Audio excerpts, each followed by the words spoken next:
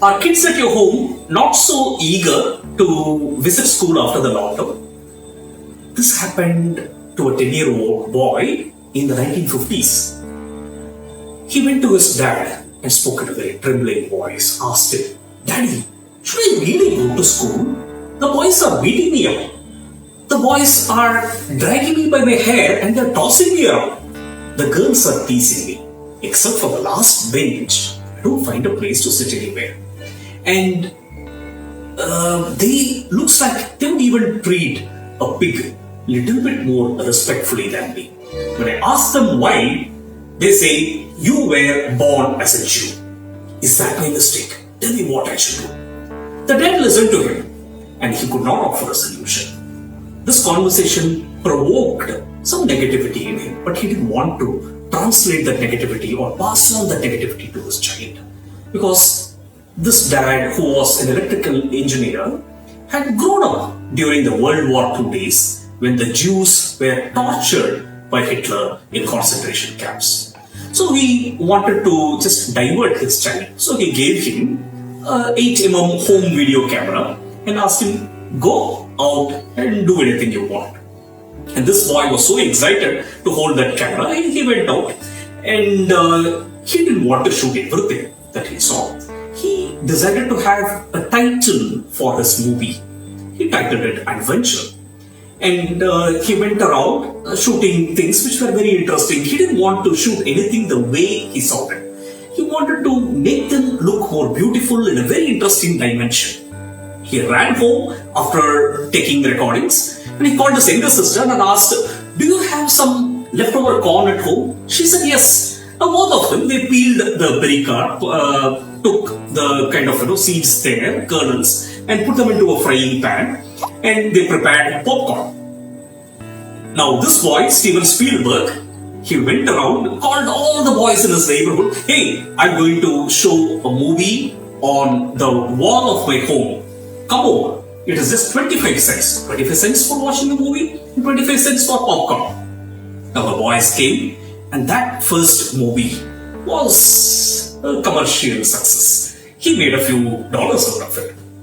Now this boy realized that he has got an inclination to become a great movie director. But the situation at home was not all that conducive. Forget that frying popcorn. But there was something boiling. The relationship with his parents or between his parents was strained. They were going for a divorce. And this boy decided, if they are going for a divorce, then my preference is to go with my father. Because his father was the one who had that movie camera with him. Now, as he grew up, he didn't do all that great in college.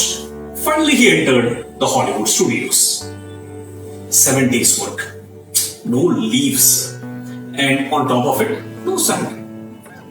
The reason is no one offered him a job.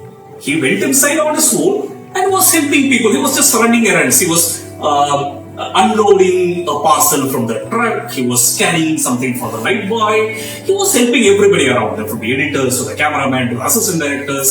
And as he was helping them, they were happy to open up something, teach him something, and his knowledge grew leaps and bounds. Now, since his knowledge was so rich by learning from so many people, he could be easily spotted for a great opportunity. And that's how he got his first movie. One of his earliest breakthroughs in his career was Jaws, which was released in 1975. And during that period, he slept only for 3 hours. And he was taking bath only for once in 2 days. When that movie was released, one of the guys asked him, "Sir, how do you want to celebrate the success of this movie?" Our man Steven Spielberg responded, "I wish to celebrate the success by sleeping well." But Steven Spielberg could not sleep well. Remember the humiliation that he suffered as a child, the agony that he went through, the stories he heard from his father as he was growing up about the concentration camps, how his relatives suffered, some of them died, how some were rescued. So these were leaving a scar on his life and memories. He also referred a lot of research material, photographs of that period, and his knowledge about the World War II, what happened to the Jews, that was immense. As his stature grew, he wanted to put it in black and white. So he shot a black and white movie, Schindler's List, and that became a milestone in his career. I would not call it just a milestone in Steven Spielberg's career. It is a milestone in societal transformation itself, because people then realized that it is not right or not fair to mistreat a vulnerable section of the society. What does this story hold for working professionals like you and me? Has it happened like this? Has someone disregarded you at your workplace? Has someone sidelined you? Has someone labeled you as useless? Remember, you have a Steven Spielberg in you. As you work towards your goal, also keep this feeling. The feeling that you undergo, how you solve that could be useful, presented in a manner to someone who is undergoing the same journey today, or will be undergoing the same journey tomorrow. Can it be presented in a way that even the person who mistreated you could really enjoy it? Humor can be your weapon. Story can be the medium. It can be a punchline. Whatever it is, deliver it powerfully.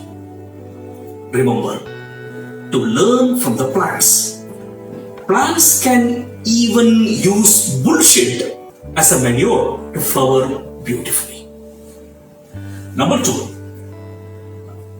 Steven Spielberg, even though he went through stressful days during his schooling, he didn't limit himself.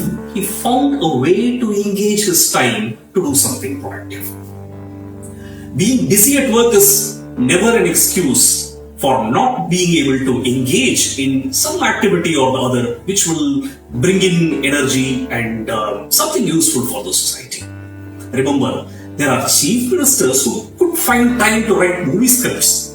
There are district collectors who could find time to write more than 25 books.